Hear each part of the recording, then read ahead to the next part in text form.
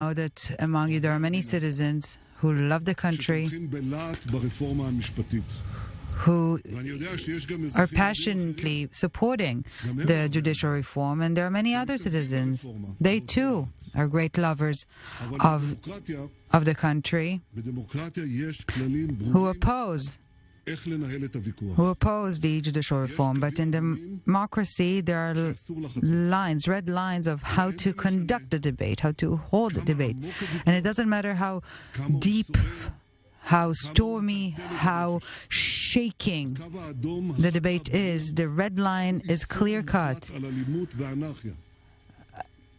Vehement ban on anarchy and violence. Yesterday in Hawara, a horrible murder of two beautiful brothers. I told those who violated the law, we will not tolerate the situation that every person will do what they think is right.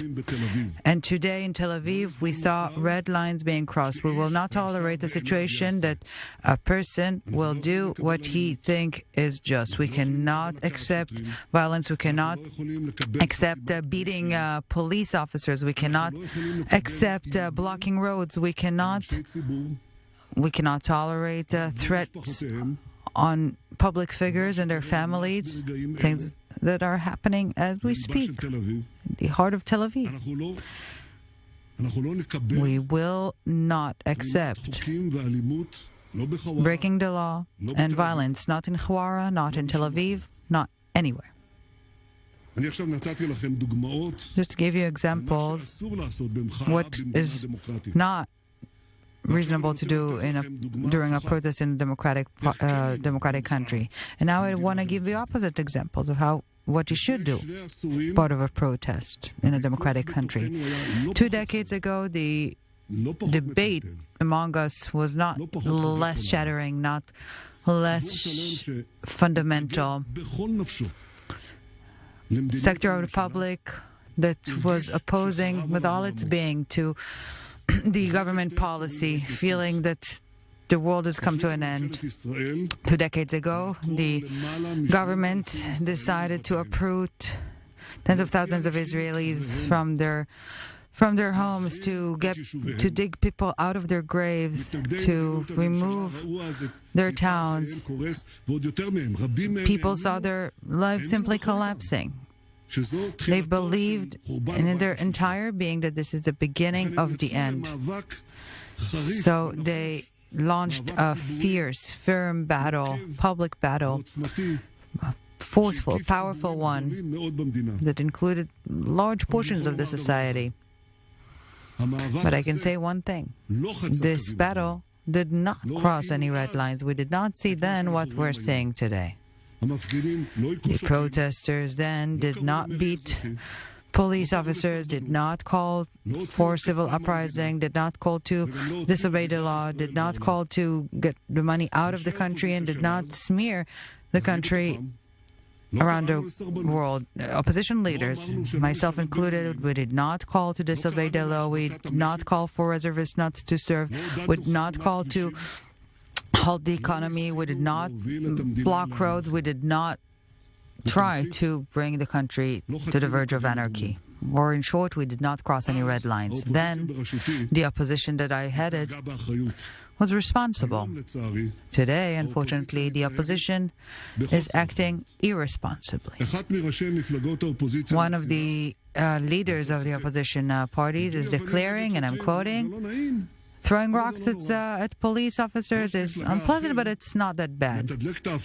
Another party leader is fueling the protest and is briefing that he plans to reach a constitutional crisis, so it will lead to the collapse of the government and trigger new elections. But I'm saying another thing too. I know it's not all. I know that there are opposition leaders and also among the protesters different voices that are opposing this radical rhetoric or radical worldview. There's a tiny portion of them a militant portion that is, by the way, financed by foreign entities. I call those responsible ones to voice their opinion. And I want to tell you another thing, the citizens of Israel. If we do not do that, the situation will only go down the drain further, because if you're eliminating the red lines on one side, tomorrow they will be eliminated on the other side. And from here, the road to an abyss is very short, too short. I would like to ask all of us to listen to Esti and Eve, the mother of boys who was uprooted from her home during the disengagement and heard her sons the other day. She called for brotherhood, for unity. I once again call to calm the tensions, to find a way soon to communicate and to agree. We shall not beat one another, because we are brothers. We do not have another country. We shall all help one another because we are brothers. Thank you very much. Just heard Prime Minister Benjamin Netanyahu speak, condemning some of the protesters today that he said were unleashing anarchy.